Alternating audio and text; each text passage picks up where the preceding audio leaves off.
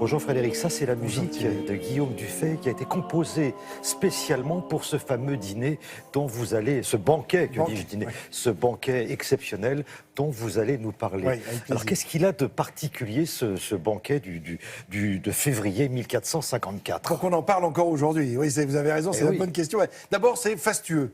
Il faut voir que le duc de Bourgogne, puisque ça se passe à Lille, qui est l'une des capitales du duché de Bourgogne de l'époque, parce que évidemment tout ça bouge au fil du temps. Il y avait 3 capitales, il y avait Dijon, évidemment, il y avait Bruxelles et il y avait Lille. Et c'est au palais ducal de Lille que se déroule un buffet absolument gigantesque. Alors ce n'est pas forcément le banc et l'arrière-banc, il y a tous les seigneurs de Bourguignon, il y a aussi des représentants du pape et de l'empereur qui sont présents à ce banquet. Et en fait, on est en train de se passer, c'est-à-dire que les banquets se multiplient et on se passe le relais. Tiens, tu vas organiser un banquet. Et le but de ces banquets, c'est de fédérer les gens pour qu'on reprenne Constantinople aux Turcs qui viennent de s'en saisir l'année d'avant, en 1453. Et ça, personne n'avait bougé à l'époque. Et puis d'un seul coup, on s'aperçoit qu'en prenant Constantinople, c'est la fin de l'Empire romain d'Orient. Vous savez, alors c'est toute une...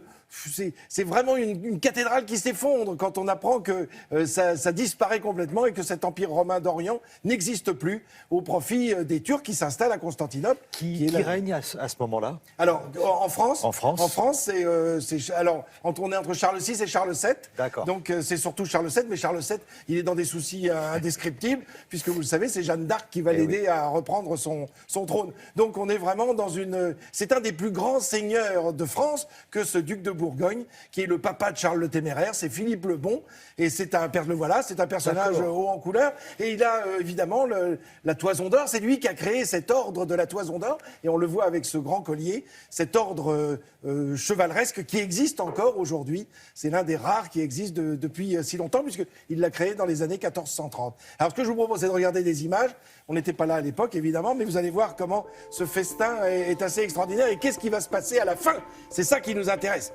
Donc 1453, à partir du mois d'avril, prise de Constantinople, les Turcs, et pourtant les habitants de Constantinople ont appelé au secours tout l'Occident en disant on est pressé, on est acculé, on risque d'avoir un siège, et c'est Mehmed II, le sultan, qui va se saisir avec presque 100 000 hommes qui vont déferler sur Constantinople. Et évidemment, les 7 ou 8 000 défenseurs n'ont pas pu défendre comme il le fallait cette ville. Alors voilà Philippe le Bon qui décide, lui, en tant que duc de Bourgogne, en disant si le roi de France accepte de partir en croisade, une nouvelle croisade, les croisades c'est fini depuis le XIIIe siècle, et là on est au XVe siècle, si on accepte de refaire une croisade pour aller sauver, eh bien alors jurons sur la tête d'un faisan.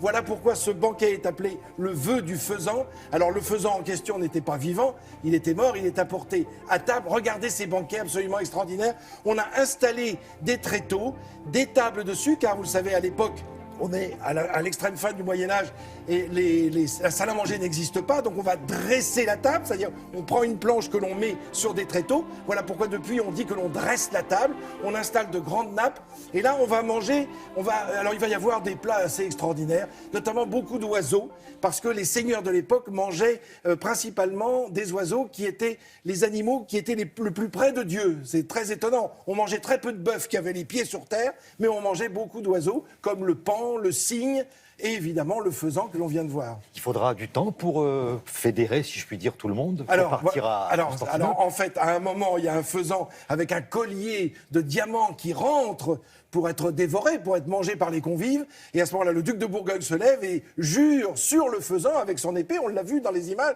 il jure qu'il va suivre et aller sauver Constantinople, suivre le roi de France, si par hasard il venait à y partir. Et puis, vous savez ce que c'est, la chaleur des banquets, un petit coup de rouge, surtout en Bourgogne, et ben voilà, tout le monde va jurer. Voilà pourquoi on a appelé ça le vœu du faisan, le banquet du vœu du faisan, mais personne ne partira jamais en croisade. Ça s'est arrêté ce jour de février 1454, mais l'événement était si incroyable que c'est resté dans les mémoires. Et n'oubliez pas que si on parle de banquet, c'est parce qu'on est assis sur des bancs tout autour de ces tables que l'on a dressées. Bon, c'est tellement intéressant que vous allez revenir pour... avec plaisir. D'accord ? Chiche. Allez, à plus tard. Merci.